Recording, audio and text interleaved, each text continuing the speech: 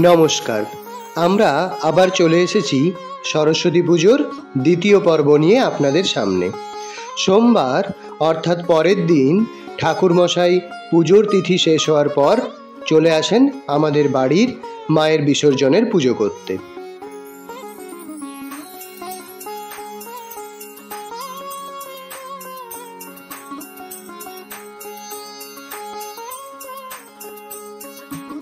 পুজো শেষ হতেই এবছর বৌদি মাকে বরণ করে নেয়।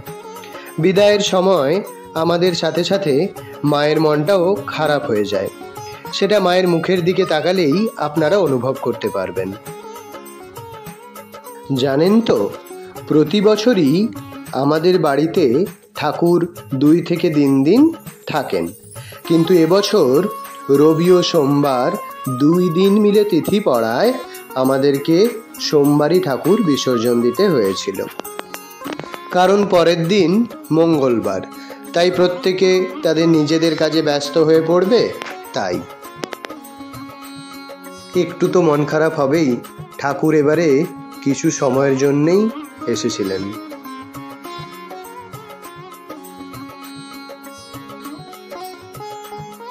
বরণের পরেই শুরু হয় সিঁদুর খেলা। আচ্ছা, আপনারা এখানে সব মেয়েকেই দেখছেন যে শাড়ি পরে রয়েছে। তারা ঠিকই করেছিল, বিসর্জনে সবাই শাড়ি পরেই যাবে। আমরা এবছর ভাসানে মেদিনীপুর শহরের গান্ধীঘাটে যাব ঠিক করেছিলাম।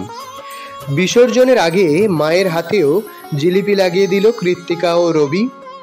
বিসর্জনের আগেই আমরা ডেকোরেশন খুলতে শুরু করে দিই, কারণ স্টুডেন্টরা থাকাকালীন এই কাজগুলো গুছিয়ে রাখলে তো সুবিধে হবেই, তাই না? মৌলিমাও লেগে পড়েছে জলে যা ভাসানো হবে সেগুলো গোছাতে। এদিকে আমাদের গাড়িও চলে এসেছে। গাড়িটাতে আমাদের নাচের স্কুলের ব্যানার দিয়ে ও বাকি ডেকোরেশনের জিনিস দিয়ে সুন্দর করে সাজিয়ে দেওয়া হচ্ছিল। দেখুন, ঠাকুরটিকে আমার স্টুডেন্টরাই নিয়ে আসছে। কি সুন্দর যত্ন করে ভক্তি ভরে স্টুডেন্টরা ঠাকুরকে গাড়িতে তুলে দিল। আর কিছুক্ষণ পরেই ঠাকুর আমাদের ছেড়ে চলে যাবে।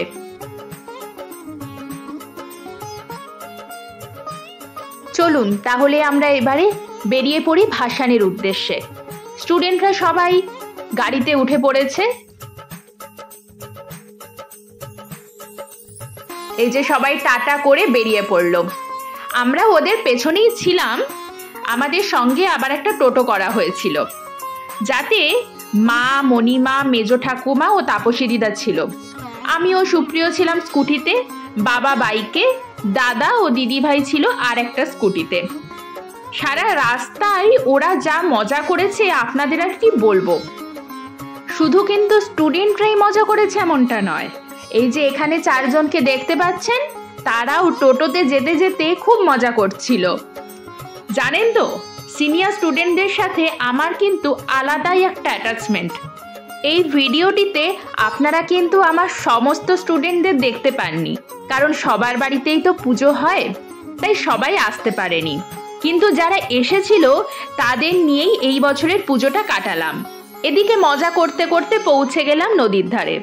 দেখতে দেখতে 2 দিন যেন কিভাবে কেটে গেল বলুন। এই যে এত দিনের এত প্রিপারেশন, প্ল্যানিং, সব কিছু মুহূর্তের মধ্যেই শেষ। আবারও একটা বছরের অপেক্ষা। এইবারে মাও তার নিজের বাড়িতে চলে গেল, আর আমরাও বাড়ির দিকে রওনা দিলাম। তাহলে ভিডিওটি শেষ করতে করতে সবাই মিলে আরেকবার একসাথে হয়ে যাক। বলো বলো সরস্বতী মাই কি জয়। আসছে বছর আবার হবে, বছর বছর এগিয়ে যাবে।